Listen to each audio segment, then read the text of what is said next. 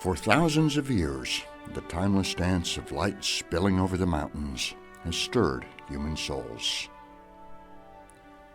Light changes by the seasons in every moment, every time of day, and all kinds of weather. During the autumn, the hardwood leaves catch the light in brilliant yellows and orange and red or darker brown and scarlet. And in the spring, new leaves open up to the sunlight and bathe the air.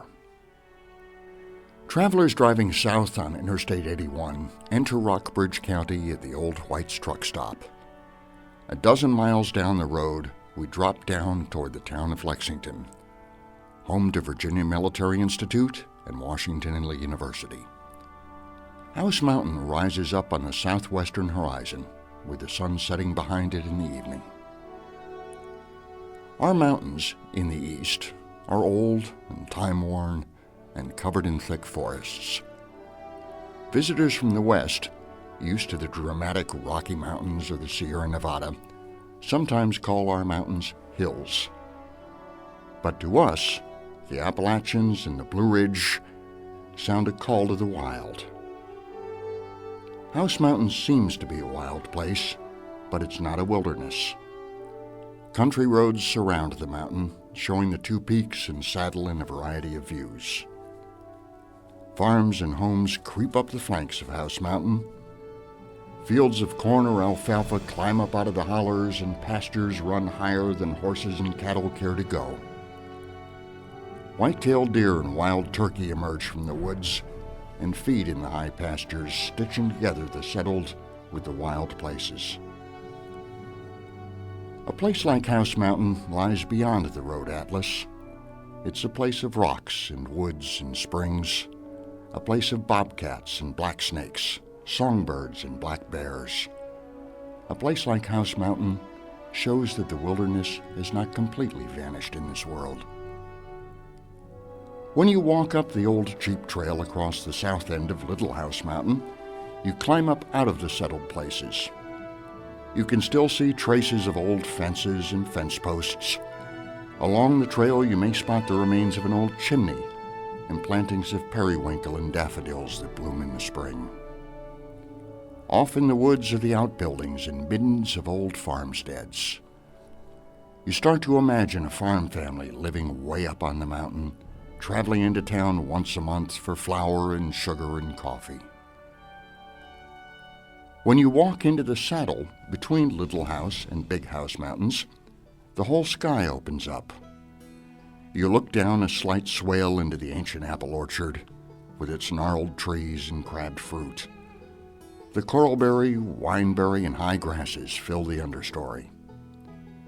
To the northwest, you can just see the line of Interstate 64, the glint of sunlight on big trucks hauling goods toward West Virginia. Across the orchard, the jeep trail descends abruptly out of the saddle, down into a deep cleft between the two mountains. To your right, Little House Mountain rises up out of the apple trees and undergrowth. Rock ledges run up across the face of the mountain, and mountain laurel bushes promise handholds and maybe a few troubles. If you follow the trail markers, you can wind around the big, house-sized boulders on the south end of Little House, then climb up onto the ridge and keep hiking north, through the laurel thickets, until you reach the cliffs at the north end. There you can look out on Carrs Creek and back east toward Lexington, toward the roads and buildings you left behind. To your left, across the orchard and beyond a rough, three-sided trail shelter, Big House Mountain rises up in steep cliff faces and scrubby pines. The path runs up past the shelter and spring house, then climbs the south end of Big House. And if you know how to find it, you can climb up the rocks on the south end of the mountain and look out over Collierstown, out toward North Mountain. If you follow the main trail, you hike up onto the ridge and follow it north, looking down into the saddle and across at Little House. At a certain point, the trail starts to descend the northwest slope of Big House, You climb down a ways before you decide to turn back. A place like House Mountain is more than timber and water for human use. Think about hiking up the trail on a clear evening and arriving at the saddle at sunset. Imagine spending the night camping under the apple trees. Maybe you've got a campfire to ward off the cold. And sometime in the night, you think to look straight up overhead into the night sky. You watch the stars unfold. You see some constellations, the familiar ones, Orion, the Big Dipper, the Seven Sisters.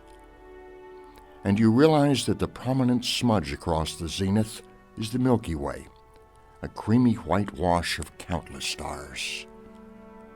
And you realize you're living on a planet, in a galaxy, in the universe, and your head seems to spin with all the planets and stars. Even on House Mountain, you can feel your smallness against the rocks and trees and stones that just are what they are, with or without you.